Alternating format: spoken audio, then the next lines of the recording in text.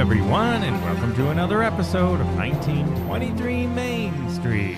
Home of the Disney Travel Podcast with the latest Disney travel news. We are your hosts. I am Mike Bellabraddock. And I'm Amelia Bellabraddock. And today, annual passes are finally back, but is there a catch? And Disney Cruise Line introduces some new or not so new technology. And I like how last week after the show, Amelia said, if you listened to last week's, we were talking about are passes ever coming back because Paris has paused them. Of course, a few days after that, well, almost a week after, an announcement comes out that they're coming back, which we're going to talk about today. Is it worth it? If you're wondering about annual passes, we will tell you all about them and do a cost breakdown for you. But Amelia said after the show, they're going to come out now because all we have to do is say on the show that they're not back and they'll bring them back. And she was right. Exactly. I was so pessimistic. I was like, they're not coming back. They're not coming back. Fingers crossed. And here they are. So Disney. The reverse Disney magic worked. Exactly. The reverse Disney psychology, patent pending. So thank you, Disney, for finally doing something right. So we're very excited that this week they're back and they're getting a little bit complicated. But we're here to explain what's going on. So let's just jump right in. And we really want to, we've been pass holders for years, but we stopped in COVID. And now we get a chance to get back on the train. So, and we did some recent math. So to help you out, if you are wondering if it's worth it. So here we go. So there's 4 levels of passes. Let's just start with that. There's the Incredipass Pass, which is the highest one. The Sorcerer Pass. The Pirate Pass.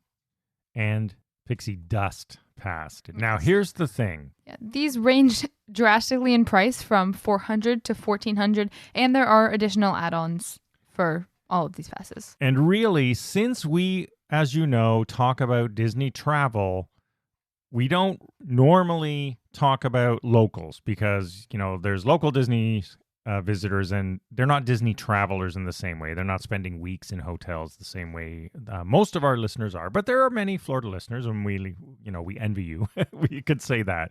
So we're not going to talk about the first 2 passes because those are Florida residents exclusively. So the Pixie Dust Pass and the Pirate Pass you can only buy if you live in Florida. And the Pixie Dust Pass has been on sale all the time, and it has the most blockouts.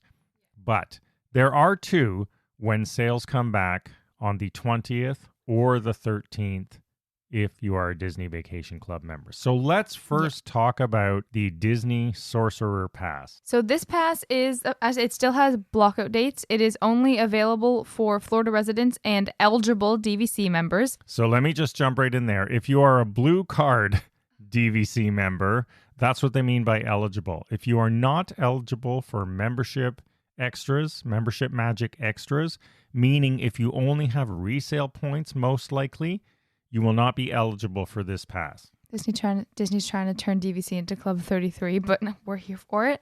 And also, this pass gives you a max of 5 park reservations at a time. But if you have a Disney hotel reservation, then it is length of stay. Yeah, so let's just talk about that because this applies to all the passes.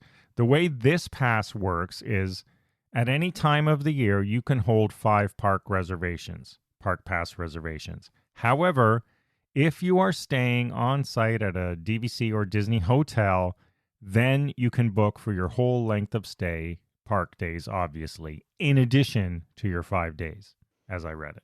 Yeah. So if you ever felt like, just hopping down or driving down for a weekend, go to a park for a day, you can do that at any time. If you have a hotel, you can exceed the number. I really hope they're going to get rid of this, honestly, though, because park passes I know. They just need to go away. It's so annoying. But...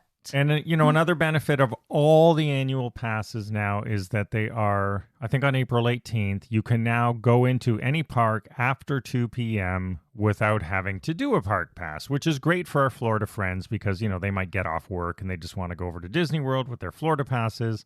Now they can do it without a park pass.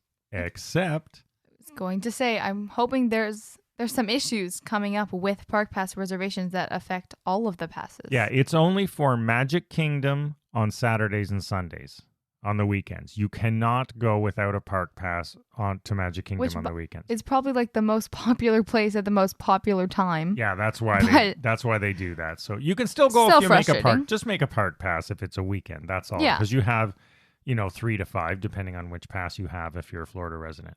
So The Sorcerer Pass has some blockout dates. So this is important to us. We're going to tell you in our terms. So first of all, we're DVC members.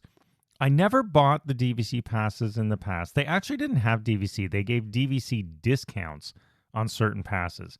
In the past, we always bought Platinum Plus, which was the top tier pass. Yeah, aka Incredipass. Yeah, the Incredipass with the water parks and everything add-on. And it had no blockout dates. Because we travel, we just don't want to have to worry about building a trip around blockout dates.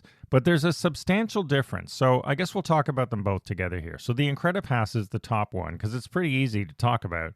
It's $13.99 plus taxes. And there's no blockout. $1,300. Yeah, $1,399. So $1,400, as Amelia said. It's open to everyone. If you aren't a Florida resident and you aren't a DVC member, the only pass you can buy is the most expensive pass. Yeah, because of course. So it also has the 5 days, but longer if you're staying at a hotel. But there's no blockout dates, which we liked. We don't have to worry about. We want to go on this trip. Oh, we can't. So this year, there's a significant price difference between the Sorcerer Pass, if you're a DVC member or Florida resident, at $969, and the Incredipass at $1,399. So we pulled out the old calendar and see what are the actual blockout dates. Now, personally, I think Disney should do blockout date roulette, where you just buy the pass and you hope your trip doesn't coincide with the blockout date. But Disney has provided a calendar, and it's actually better than I thought. Yeah, for us personally, it works. So I think we're going to go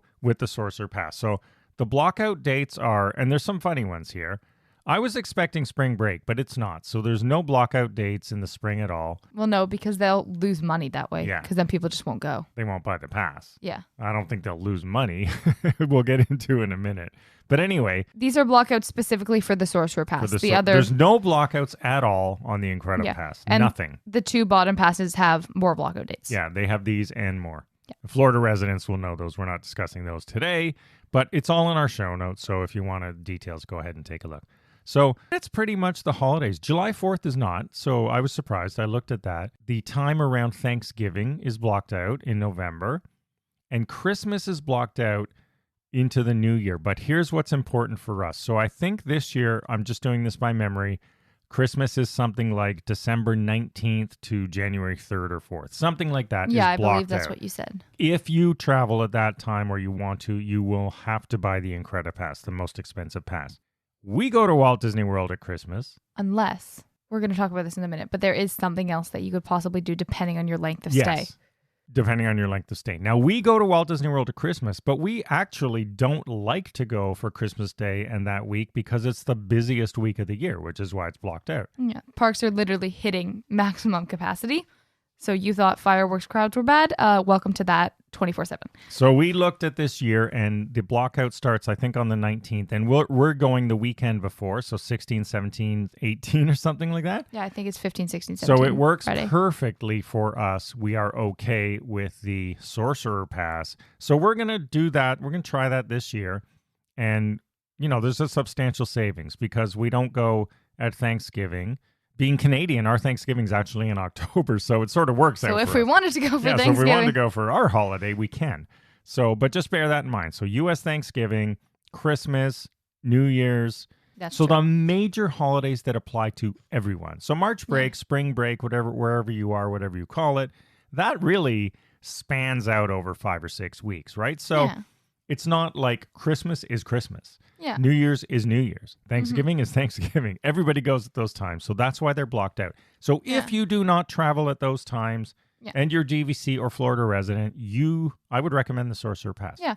But there's also Memorial Day is good, Labor Day is good, Valentine's Day is good. So there are other holidays if you wanted to go, like if you had a day off or for something special, there are available dates. So it's really not too bad for us personally. Another thing to consider is if you buy this pass and you just want to go for, let's say, a weekend trip, depending on how many days you're going, you might still end up spending less than if you just bought the Incredipass. So let's say we usually go 2 or 3 nights at Christmas, like around a weekend.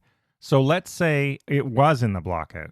We would probably still come out ahead, is what Amelia's saying, buying the Sorcerer Pass for less money and just paying for 2 or 3 days apart. Yeah, because it is a $400 and almost $50 difference. Yeah, so that's important to know. It's a big difference. And that's before the other add-ons. So let's get into that. One thing to note on all these passes, if you want to get Photo Pass included, it's $99 for the whole year on top of the pass price, which I buy just on mine, and it's a great deal for us.